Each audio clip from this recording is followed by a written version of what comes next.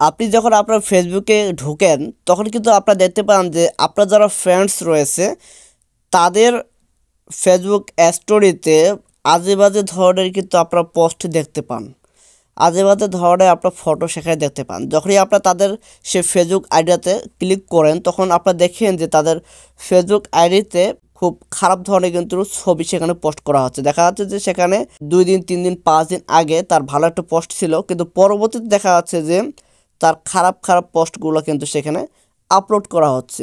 So এটা মূলত কিসের কারণে হয়? সেটা হয় মূলত এই কারণে যে আপনারা যখন আপনাদের ফেসবুক নোটিফিকেশনে যখন আপনারা যখন যান তখন কিন্তু আপনারা এই ধরনের অপশনগুলো কিন্তু দেখতে পান। সো সেখানে কি লেখা থাকে? সেখানে কিন্তু লেখা থাকে যে 7 ঘন্টা বাকি আছে, আপনার ফেসবুকটা কিন্তু পার্মানেন্টলি ডিসেবল হয়ে যাবে। এটা তাছাড়াও আমি আপনাদেরকে আরও কিছু দেখাচ্ছি। So we removed your post, you will be permanently disable, আপনাকে দেখতে পাচ্ছেন।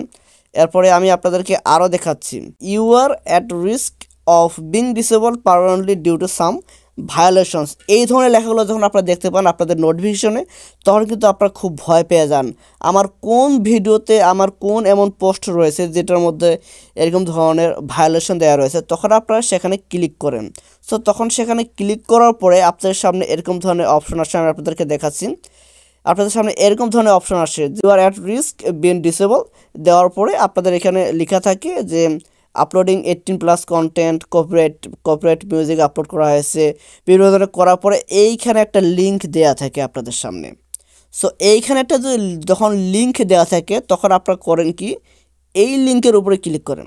আর যখনই এই লিঙ্কের উপরে একটা মানুষ ক্লিক করতে যাবে তখনই কিন্তু যেই ফেসবুক আইডি দিয়ে এই লিঙ্কটাতে ক্লিক করতে যাবে তখনই কিন্তু সেই ফেসবুক আইডিটা হ্যাক হয়ে যাবে, সাথে সাথে কিন্তু সেই ফেসবুক আইডিটা হ্যাক হয়ে যাবে।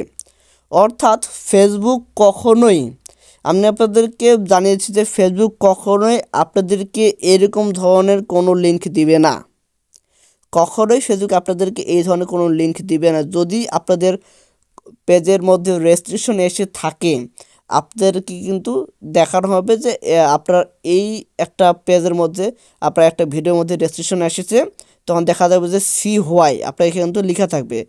আগে আমি একটা ভিডিও করেছিলাম সেখানে আপনারা অবশ্যই আপনারা সকলে জানেন যে আবু তোহা মোহাম্মদ আদনানের যে অফিসিয়াল ফেসবুক পেজটা রয়েছে সেও কিন্তু এরকমভাবে একটা কাজ করেছিল। তাদের একটা লাইভ ভিডিওতে তারা বলেছিলেন যে সেও একটা লিঙ্ক এসেছিল যে তাদের একটা ভিডিওর উপরে একটা রেস্ট্রিক্টেড দেওয়া আছে, তারপর একটা লিঙ্ক এসেছে, তখন সে এই লিঙ্কটার উপরে ক্লিক করেছিল, ক্লিক করার সাথে সাথে তাদের ফেসবুক পেজটা সেখানে হ্যাক হয়ে যায়। তো আপনারা এখানে লক্ষ্য করেন যে অনেকগুলো পোস্ট কিন্তু এখানে অনেকগুলো লোগো, অনেকগুলো ফটো, অনেকগুলো পেজের অনেকগুলো ফটো দিয়ে কিন্তু এখানে তারা হ্যাক করে নিয়েছে, তাদের আইডিগুলো কিন্তু তারা হ্যাক করে নিয়েছে। অথবা এখানে হতে পারে যে অনেকের আইডি কিন্তু এখানে দেওয়া রয়েছে কিন্তু সকলেই এখানে কিন্তু এই লিঙ্কের মধ্যে ক্লিক করে নেই, যার ফলে তাদের আইডিটা কিন্তু সুরক্ষিত রয়েছে। কীভাবে সুরক্ষিত আছে কেমনে বুঝবো? আমি যে এই আইডিতে যে এই পেজের মধ্যে যে আসি, সো দেখতে পাচ্ছেন যে এখানে 1,04,000 ফলোয়ার্স কিন্তু। আপনারা লক্ষ্য করেন যে সে কিন্তু প্রতিনিয়ত সেখানে রিলস ভিডিও আপলোড করতেছে, দেখেন যে কোনো ধরনের কোনো কিন্তু তাদের প্রবলেম নাই সেখানে, এখানে দেখা যাচ্ছে। সো যখন সেই আইডিটা কোনো একটা অ্যাকাউন্ট যদি হ্যাক করা থাকে তাহলে কিন্তু আপনারা লক্ষ্য করবেন যে সেই অ্যাকাউন্টে ক্লিক করলেই তার সেখানে কিন্তু আজে বাজে পোস্ট, আজে বাজে আপনাদের ভিডিও অথবা আজে বাজে আপনাদের ফটো সেখানে কিন্তু আপলোড করা হয়। সো এই পেজগুলোতে কিন্তু সেরকম তো কোনো সমস্যা নেই, তবে এখানে একটা বোঝানোর সুবিধার্থে হয়তো বা তারা এই কাজগুলো করেছেন। সো আপনারা এই ধরনের যখন এই নোটিফিকেশন আপনারা পেয়ে যাবেন আপনার অ্যাকাউন্টের মধ্যে, আপনারা কখনো সেখানে ক্লিক করবেন না। আর যদিও ক্লিক করে দিয়ে থাকেন, ক্লিক করার পরে আপনাদের সামনে এরকম ধরনের অপশন আসবে।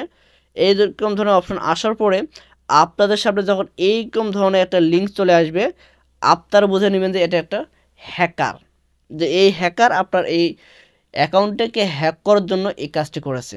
তো এখান থেকে অবশ্যই আপনারা সাবধান হবেন এবং সতর্ক থাকবেন, এই বিষয়ে আপনারা কখনোই কোনো গাফিলতি করবেন না।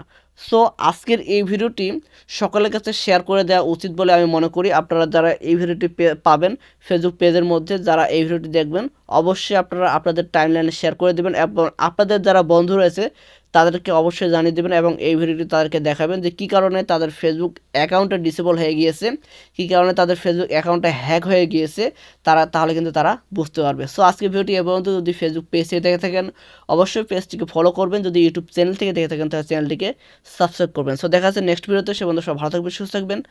আল্লাহ হাফিজ।